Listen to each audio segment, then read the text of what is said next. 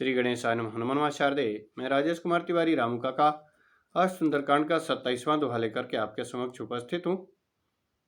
हनुमान जी ने लंका में आग लगाया, समुद्र में कूदकर पूंछ बुझाया, अपनी थकान को दूर करके माता जानकी के समक्ष हाथ जोड़ करके खड़े हो जाते हैं और क्या कहते हैं, आइए दोनों के बीच क्या संवाद होता है 27वें दोहे में देखते हैं।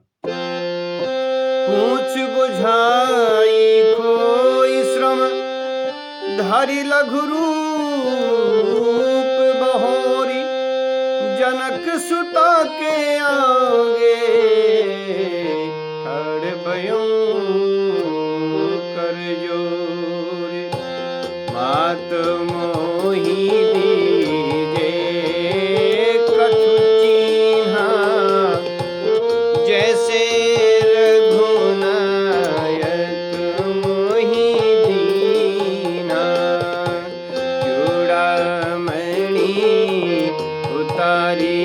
तब दयऊ हर्ष समेत पवन सुत लयऊ।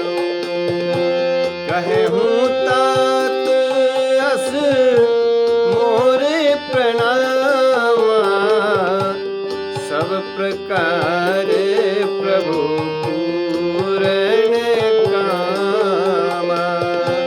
दीन दयाल बिरद संभारी, हरहु नाथ मम संकट भारी। तात सक्र सुत कथा सुनायहूँ, बान प्रताप प्रभु ही समझायहूँ। मास दिवस महु नाथ नया, तो पुनि मोहि जियत नहीं पावा। कहूँ कपि कहीं विधि राखऊँ प्राणा, तुमहु तात कहत अब जाना। तो ही देखी शीतल भई छाती, पुनि मोह कहूँ सोई दिन सोई राती। पुनि मोह कहूँ सोई दिन सोई राती। जनक सुतहि समुझाई करी, बहुविध धीरज दीन रामा। चरण कमल सिर नाई कपि, गवन राम पहि कीन्ह रामा। गवन राम पहि कीन्ह रामा। आइए अर्थ देखते हैं। पूंछ बुझाई खोई श्रम धरि लघु रूप बहोरी, जनक सुता के आगे ठाड़ भयं कर जोरी। लंका जलाते समय जो पूंछ में आग लगी थी, उसको उन्होंने समुद्र में कूद करके बुझाया। कूद परा पुनि सिंधु मझारी। समुद्र में कूद करके, सिंधु में कूद करके अपनी पूंछ को बुझाया और श्रम अर्थात थकान को उन्होंने खोया, दूर किया। और दोबारा कैसे किया? छोटा सा रूप बनाया और फिर जनक सुता के आगे ठाड़ भयं कर जोरी। जनक सुता अर्थात माता सीता के आगे हाथ जोड़ करके खड़े हो गए। फिर क्या कहते हैं हनुमान जी? मात मोहि दीजय कछु चीन्हा, जैसे रघुनायक मोहि दीन्हा। हे माता जानकी, मुझे कुछ ऐसी पहचान दीजिए जिस तरह से रघुनायक अर्थात श्री रामचंद्र जी ने मुझे दिया था। क्या दिया था? उन्होंने मुंदरी दिया था जिसमें राम नाम अंकित था। इसी तरह से आप भी कुछ पहचान दीजिए ताकि मैं वहाँ बता सकूं कि मैं सीता जी से मिल के आया हूँ। चूड़ामणि उतार तब दयऊ, चूड़ामणि एक आभूषण होता है, माता सीता ने उनको उतार करके दिया।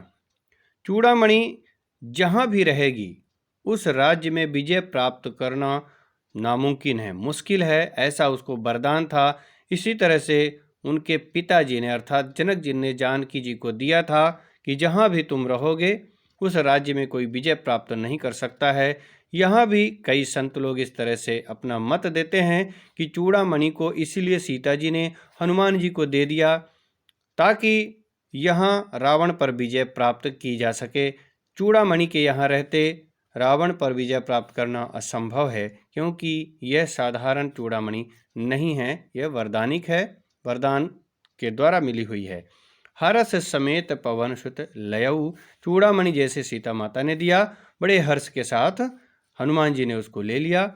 कहे हूँ तात असमोर प्रणामा, अब सीता जी कहती हैं कि हे तात, अब मेरा प्रणाम भगवान से तुम कह देना, सब प्रकार प्रभु पूर्ण कामा। और क्या कहना, वैसे तो हर प्रकार से प्रभु पूर्ण काम है, किसी प्रकार की कामना उनको नहीं रहती है, क्योंकि वो पूर्णानंद कहे जाते हैं। हर प्रकार से उनको आनंद है, किसी प्रकार के साधन की आवश्यकता नहीं है, ना उनको पत्नी की आवश्यकता है, न किसी की आवश्यकता है। ये मैं अच्छी तरह से जानती हूँ कि वो पूर्ण काम है। फिर भी मेरे ऊपर कृपा करें, दीन दयाल विरिध संभारी, दीनों पर दया करना, क्योंकि मैं दीनहीन हूँ और दीनों पर दया करना ही उनका विरिध अर्थात उनका यश है, उनकी कीर्ति दीन दयाल के नाम से प्रसिद्ध है। उनका स्वभाव है दीनों पर दया करना, इसलिए वो मुझ पर दया करें। इस प्रकार से संदेशा मेरा कह देना कि हरहु नाथ मम संकट भारी, मेरे ऊपर भारी संकट पड़ा हुआ है, तो आकर के हे नाथ मेरे संकट को आप दूर करें, क्योंकि आपका यश दीन दयाल के रूप में विख्यात है। तात शक्र सुत कथा सुनाऊं, हे तात हनुमान जी, शक्र अर्थात जो इंद्र है, इंद्र का सुत अर्थात उनका बेटा जो जयंत है, एक बार सीता जी के पैरों में चोंच मार करके भागा था, तो भगवान श्री राम ने अपना बाण छोड़ दिया था उसके पीछे। त्रिलोकी में उसको कोई भी नहीं बचा पाया था, फिर वो श्री राम जी की शरण में ही आया था, तब उसकी रक्षा हुई थी। तो हे तात, उनको यह कथा इसलिए सुना देना, बाण प्रताप प्रभु समझायो, कि अपने बाण के प्रताप को क्या भूल गए प्रभु? जब आपने सिर्फ मेरे चरणों में चोंच मारने की सजा इतना दे सकते हैं, तो अब तो मुझे हरण करके ही लाया है, तो आप क्यों अपने बाण का प्रताप नहीं दिखा रहे हैं? इस तरह से उनको समझाना। मास दिवस महु नाथ न आवा, दूसरा एक कारण ये भी है कि ये कथा किसी को भी नहीं पता थी। ये जो घटना हुई है ये वनवास के समय में हुई है, तो सीता जी हनुमान जी को इसलिए भी बता रही हैं कि ये कथा जब उनको सुनाओगे, ये घटना याद दिलाओगे, तब उनको पता चल जाएगा कि हाँ, सीता जी से मिलके हनुमान जी आए हैं, क्योंकि ये बात गुप्त थी, किसी को भी नहीं पता थी।